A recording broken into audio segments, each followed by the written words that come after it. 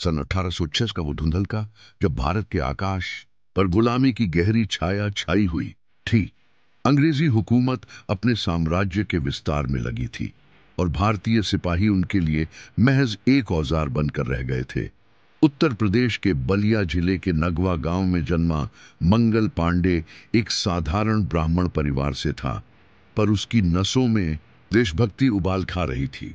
Bengal native infantry की 21वीं regiment का यह जवान कलकत्ता के पास बैरकपुर छावनी में तैनात था। वहां की हर ईंट, हर दीवार जैसे अंग्रेजों के अत्याचार की गवाह बन चुकी थी। अंग्रेज अफसरों की आंखों में अहंकार और भारतीय सिपाहियों के चेहरों पर मौन विद्रोह के भाव साफ झलकते थे। साल दर साल अपमान, भेदभाव और धर्म पर चोट करते अंग्रेज जब 1857 की शुरुआत में नई एनफील्ड राइफल लाए, तब आग की लपटों को मानो घी मिल गया। उस राइफल के कारतूस में गाय और सूअर की चर्बी मिली होने की खबरें फैलते ही मंगल पांडे जैसे कई सिपाही भीतर ही भीतर सुलगने लगे। गाय हिंदुओं के लिए पवित्र थी और सूअर मुसलमानों के लिए अपवित्र, दोनों ही धर्मों को अपमानित करने वाली ये चाल अंग्रेजों की सोची समझी साजिश लगी। मंगल पांडे का मन अब युद्ध के लिए तैयार हो रहा था। वो रात रात भर जागकर अपने मन को समझाने की कोशिश करता। क्या एक सिपाही अपने धर्म, अपनी अस्मिता, अपने देश के अपमान पर चुप बैठ सकता है? बैरकपुर के मैदान में वो जब अपने साथियों से बातें करता, उसकी आंखों में क्रांति की चमक होती, आवाज में आग और हृदय में जलता हुआ लावा। कुछ साथी डरते, कुछ चुप रहते, पर कई सिपाही उसकी बातों से सहमत हो चुके थे। मंगल जानता था कि क्रांति अकेले शुरू होती है, लेकिन जब वो चिंगारी बन जाए तो जंगल को भस्म कर देती है।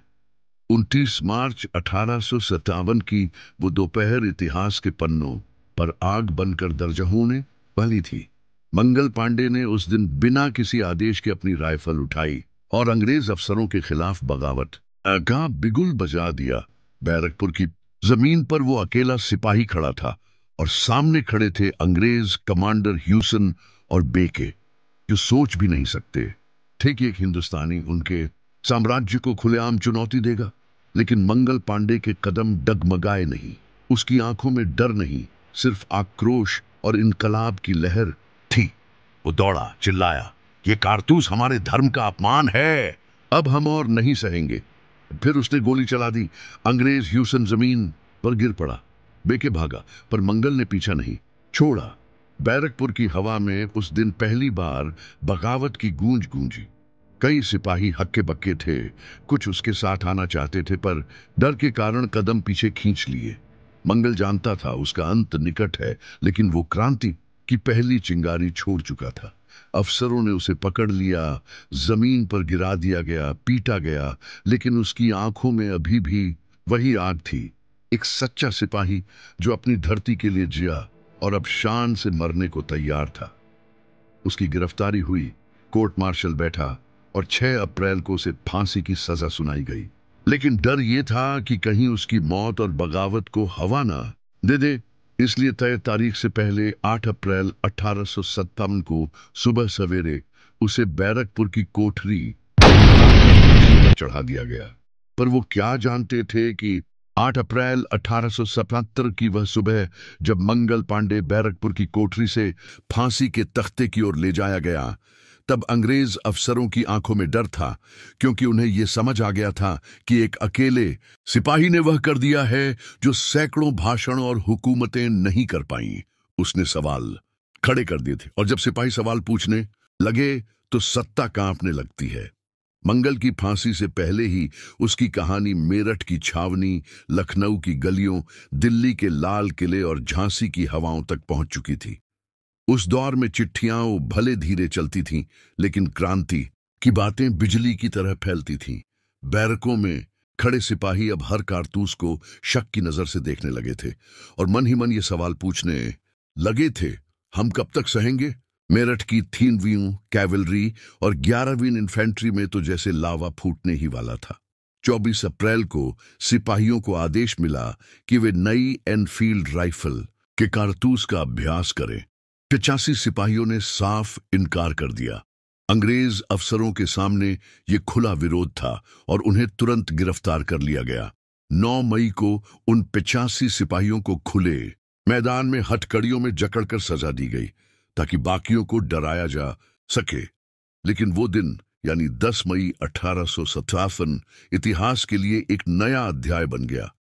रात होते होते मेरठ की छावनी में बगावत भड़क उठी। भारतीय सिपाहियों ने हथियार उठाए, जेल के ताले तोड़े और अपने बंदी साथियों को आजाद करा लिया।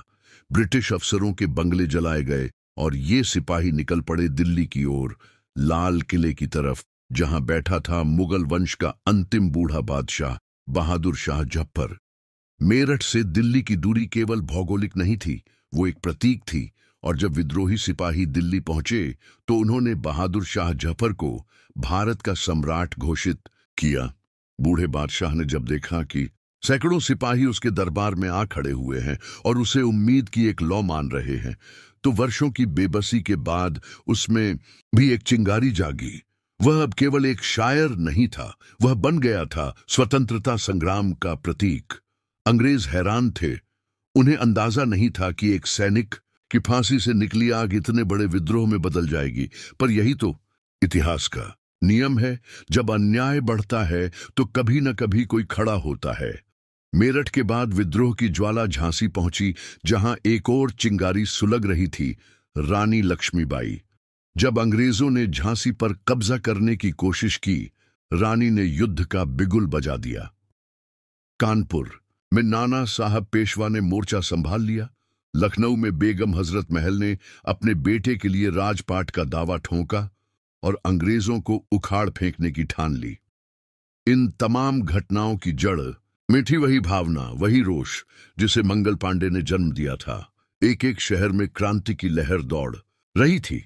हर तरफ अंग्रेजों की फौजें उलझ रही थीं, बगावत फैलती जा रही थी, रेल लाइनें काटी जा रही थीं, टेलीग्राम के तार उखाड़ दिए जा रहे थे। दिल्ली में भारतीय झंडा फहराया गया और लाल किला एक बार फिर भारत के हाथों में था, भले ही कुछ समय के लिए। अंग्रेज दंग रह गए थे। उन्होंने कभी सोचा नहीं था कि उनके अपने ही सिपाही, जिनके दम पर उन्होंने देश को रौंदा था, एक दिन उनके खिलाफ ही हथियार उठा लेंगे। अंग्रेज अफसरों ने अब पूरे देश में सेना और साजिश का जाल बुनना शुरू कर दिया। लेकिन जनता, किसान, सैनिक, हर कोई तैयार था। यह सिर्फ सैनिक विद्रोह नहीं था, यह जन विद्रोह था, भावना का विस्फोट था और सबसे अहम, यह आत्मसम्मान की लड़ाई थी। एक सैनिक मंगल पांडे की शहादत अब लाखों लोगों की जुबान पर थी। गांव गांव में उसकी कहानी सुनाई जा रही थी। वो जो अकेला खड़ा हुआ था बैरकपुर में, वो जिसने अंग्रेज अफसरों पर गोली चलाई थी, वो जिसने कहा था अब बहुत हुआ। और हर बच्चा मंगल बनने को तैयार था। जैसे जैसे विद्रोह बढ़ता गया, वैसे वैसे अंग्रेजों ने दमन शुरू कर दिया।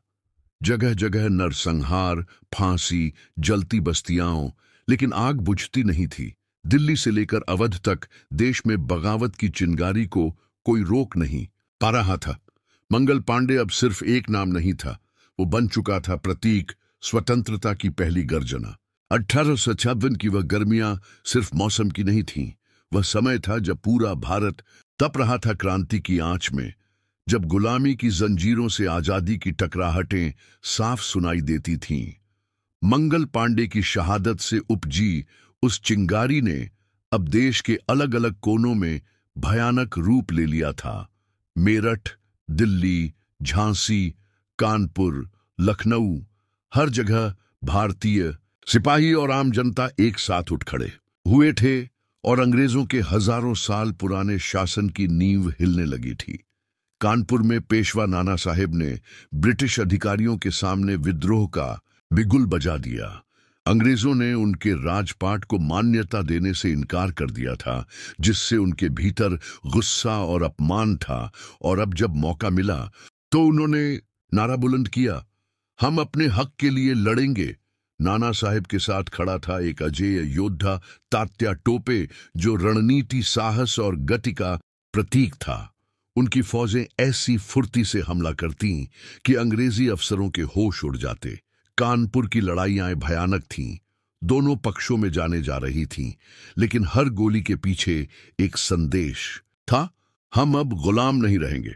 उधर लखनऊ में शाही तहजीब की प्रतीक और बहादुरी की मिसाल बेगम हजरत महल ने अपने नाबालिग बेटे बिरजिस कद्र को नवाब घोषित कर अंग्रेजों के खिलाफ युद्ध छेड़ दिया। वह न केवल रणनीतिक रूप से तेज थीं, बल्कि जनता की प्रिय नेता बन चुकी थीं। मुसलमान, हिंदू, किसान, व्यापारी सभी उनके साथ खड़े हो गए।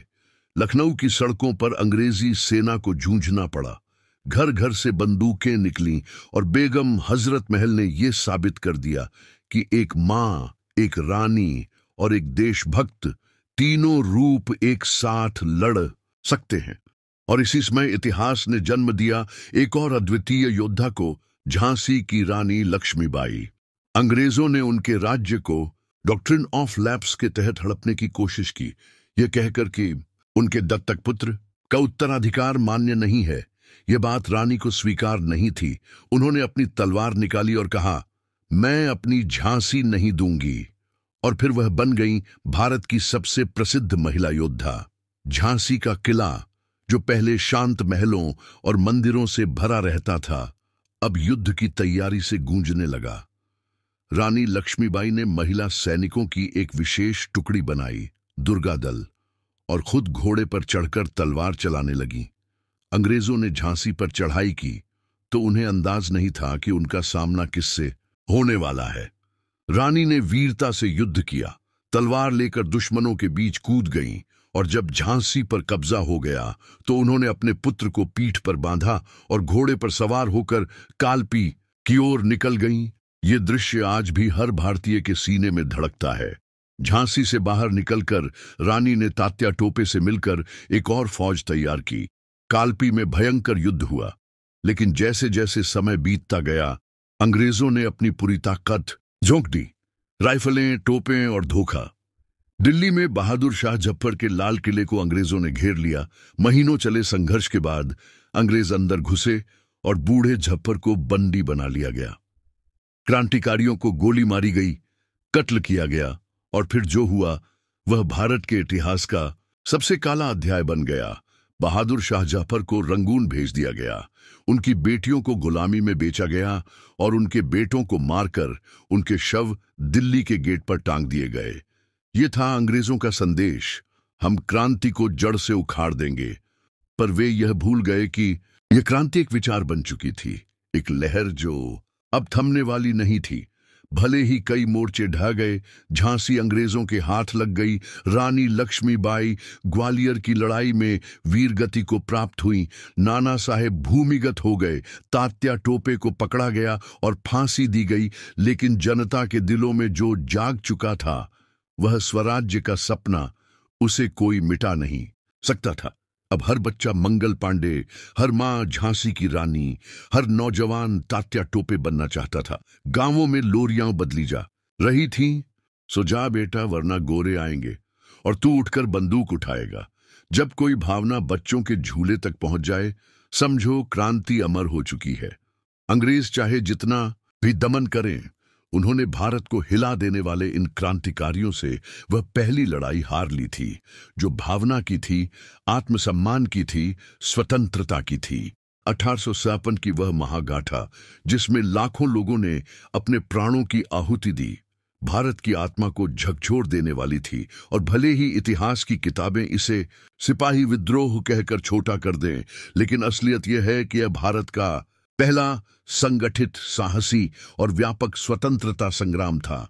जैसे जैसे साल का अंत आता गया, अंग्रेजों ने अपने पूरे सैन्य और राजनीतिक तंत्र को इस विद्रोह को कुचलने में झोंक दिया।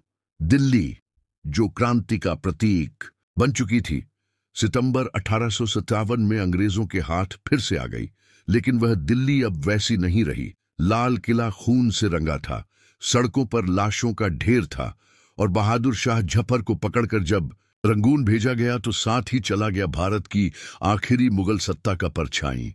लखनऊ की रानी बेगम हजरत महल नेपाल की ओर निकल पड़ी, जहां उन्हें राजनीतिक शरण तो मिली, लेकिन उनका दिल वहीं छूट गया, अवध की गलियों में। उधर कानपुर में तात्या टोपे ने जंगलों और पहाड़ियों में छिपकर गुरिल्ला युद्ध छेड़ा, सालों तक अंग्रेजों को नाक में दम करके रखा। लेकिन एक मित्र की गद्दारी ने उन्हें पकड़वा दिया और 1868 में फांसी पर चढ़ा दिया गया। झांसी की रानी, जिनका घोड़ा अब किंवदंती बन चुका था, ग्वालियर की धरती पर लड़ते हुए शहीद हो गई, लेकिन मरते वक्त भी उनकी तलवार चली और यह आखिरी वार अंग्रेजों के दिल में दर्ज हुआ। भारत की बेटियां भी मैदान में मरना जानती हैं। अंग्रेजों ने विद्रोह को कुचलने के लिए केवल तोप और बंदूक नहीं चलाई, उन्होंने जनता के विश्वास को तोड़ने के लिए धोखे, राजाओं के बीच फूट और धर्म के नाम पर भ्रम फैलाया। कई राजाओं ने अंग्रेजों का साथ दिया क्योंकि उन्हें लगा अंग्रेज टिकेंगे और अगर वे विरोध करेंगे तो उनकी रियासतें चली जाएंगी। इसी राजनैतिक असमानता, तकनीकी कमजोरी, संगठन के अभाव और धोखेबाजी ने 1857 की इस क्रांति को खत्म कर दिया। लेकिन खत्म हुआ केवल युद्ध, उस भावना की शुरुआत अब पूरे भारत में हो चुकी थी। मंगल पांडे की गोली अब सिर्फ एक कारतूस नहीं रही थी, वह बन चुकी थी प्रतिरोध का प्रतीक।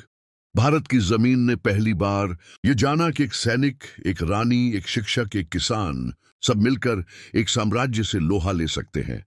अंग्रेजों ने इसके बाद अपनी नीतियां और ज्यादा सख्त कर दी। शिक्षण संस्थानों पर नजर, प्रेस की आजादी पर रोक और फूट की राजनीति को और हवा। लेकिन इस डर की वजह थी क्योंकि उन्हें पता था कि अगर भारत एक बार और जागा तो उसे कोई नहीं रोक पाएगा।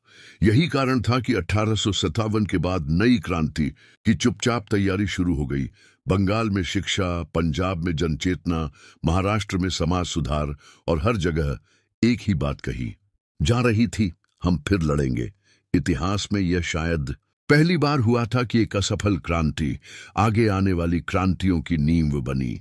लाला लाजपत राय, बाल गंगाधर तिलक, विनायक सावरकर, महात्मा गांधी और हजारों स्वतंत्रता सेनानी, सभी ने 1857 की कहानी पढ़ी, सुनी और उससे ऊर्जा पाई।